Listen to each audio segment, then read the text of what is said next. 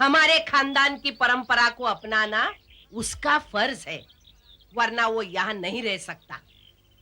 वो नए जमाने का है। वो यहां अपनी खानदानी लाशों की हिफाजत करने के लिए नहीं आया, बल्कि आपकी दौलत उसे यहां खींच लाई। एक बार वो जायदाद मेरे नाम हो जाए ना, फिर देख लूंगा एक एक को।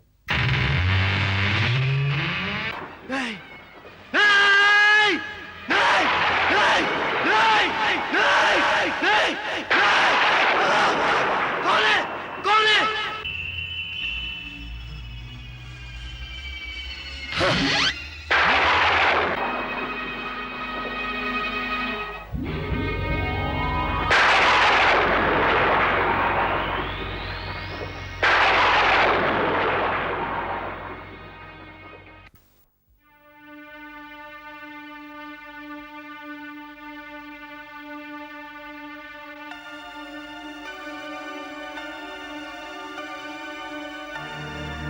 अब भी वक्त है, मुझे मजबूर मत करो, वरना तुम्हें यकीन दिलाने के लिए मुझे कड़ी तपस्या करके उन सोई हुई आत्माओं को जगाना पड़ेगा जो पहले कभी जिंदा थी।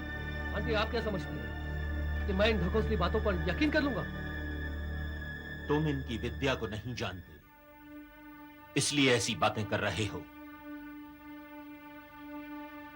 जब हकीकत तुम्हारे सामने आएगी तो तुम्हारे जिस्म का खून सर्द हो जाएगा।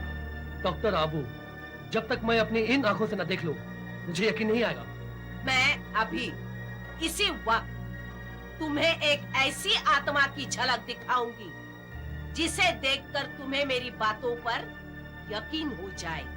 हो सकता है वो कोई फरेब हो या मेरी आंखों का धोखा हो। ये न फरेब है न धोखा, एक विद्या है। मैं इस विद्या की शक्ति से तुम्हें एक ऐसी धुंधली शक्ल दिखाऊंगी जो कभी जिंदा थी, जिसकी चिता को खुद तुमने आग लगाई थी।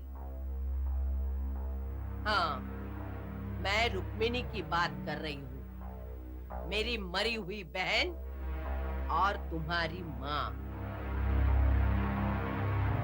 मैं जाप शुरू कर रही हूँ, मुझे बीच में टोकना नहीं।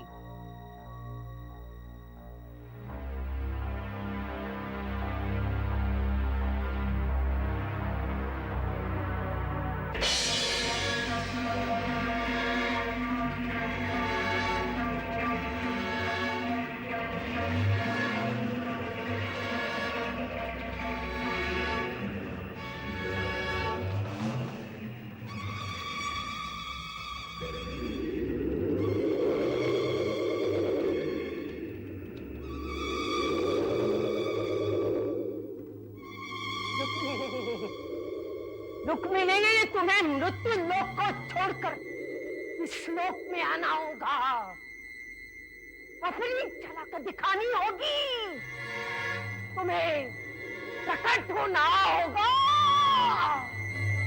तुम्हें प्रकट होना होगा, तुम्हें प्रकट होना होगा, तुम्हें प्रकट होना होगा, तुम्हें प्रकट होना होगा।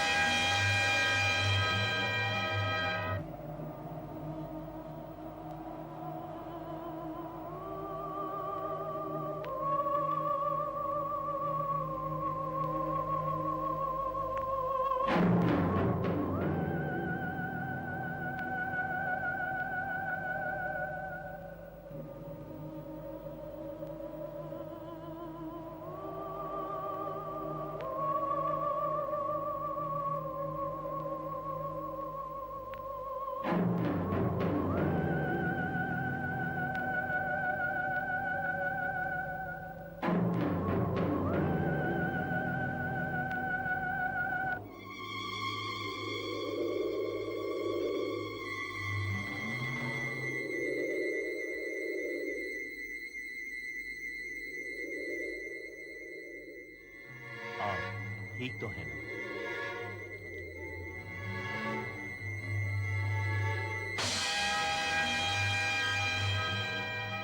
क्यों बरखुरदार? अब तो यकीन आ गया ना? ये विद्या वो शक्ति है जिसके जोर से मरे हुए लोगों की आत्माओं को दोबारा धरती पर बुलाया जा सकता है।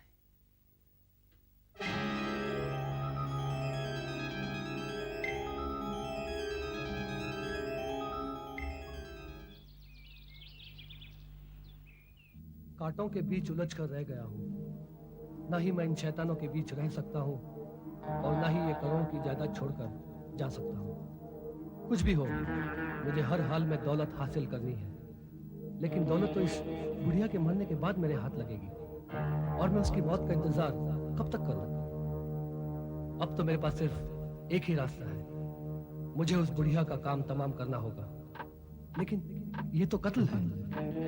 कहीं दौलत की हवस मुझे फांसी के तख्ते पर ले गई तो क्या? मौत के खौफ में क्या मैं करोड़ों की जायदाद छोड़ दूं? नहीं, मुझे उस बुढ़िया का काम तमाम करना होगा। मुझे उस बुढ़िया का काम तमाम करना होगा। मुझे उस बुढ़िया का काम तमाम करना होगा।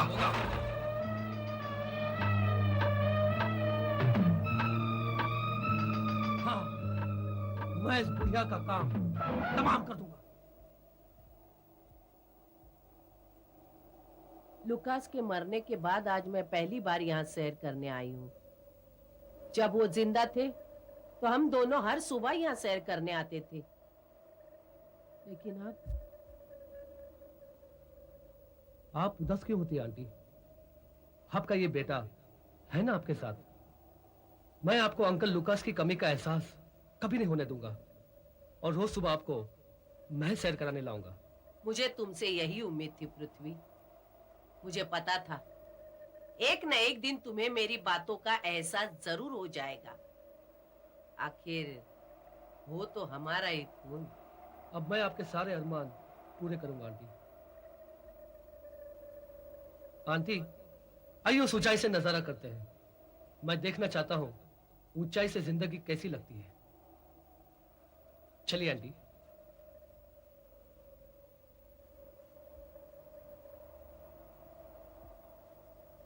पृथ्वी, तुम मुझसे वादा करो कि मेरे बाद भी हमारे उन पुरखों की पवित्र लाशों की तुम हिफाजत करोगी। हाँ आंटी, मैं आपसे वादा करता हूं कि आपके बाद मैं उन लाशों का पूरा पूरा ख्याल रखूंगा। बस एक बार आप मरकर तो देखिए। ये क्या कह रहे हो तुम? तू क्या समझती है बुढ़िया कि मैं तेरी उन सड़ी हुई लाशों की रखवाली करने आया हूं? अरे मुझे तुझसे कोई मतलब नहीं है और अगर मतलब है तो सिर्फ तेरी दौलत से। अच्छा, तो तू अपने असलियत पे लौट आया? हाँ, बाप साफ था तो बेटा सपोला होगा ही। हरामजादी, तेरी जिंदगी और मौत के बीच सिर्फ एक कदम का फासला रह गया। पीछे देख, देख पीछे।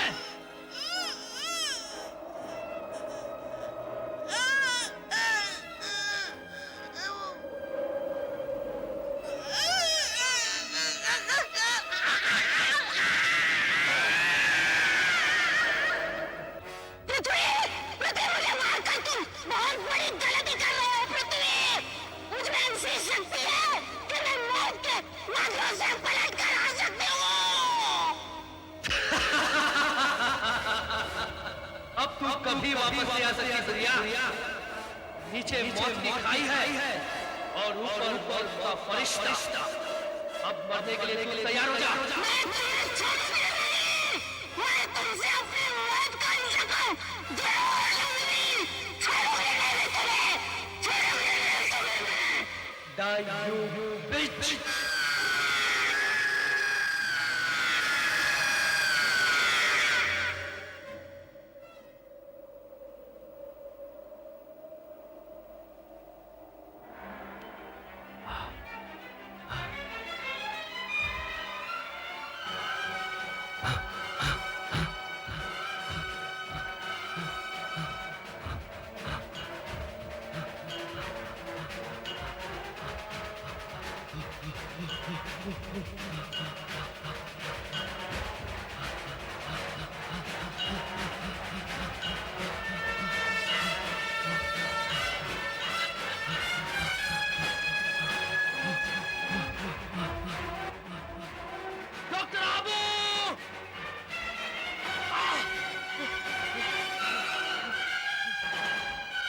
डॉक्टर आबू दरवाजा खोलिए! डॉक्टर आबू दरवाजा खोलिए! डॉक्टर आबू दरवाजा खोलिए! डॉक्टर आबू दरवाजा खोलिए! डॉक्टर आबू!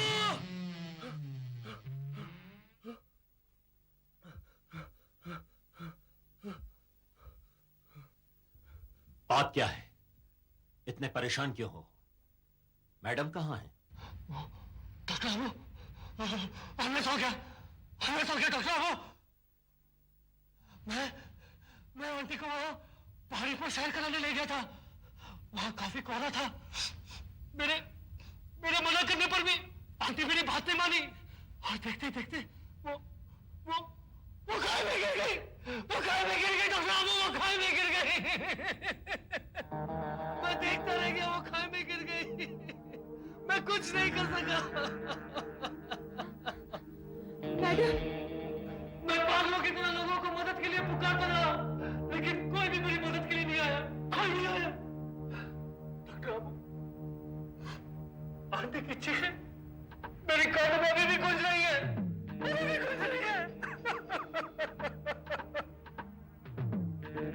मौत को भला किससे यारी है? आज उनकी, कल हमारी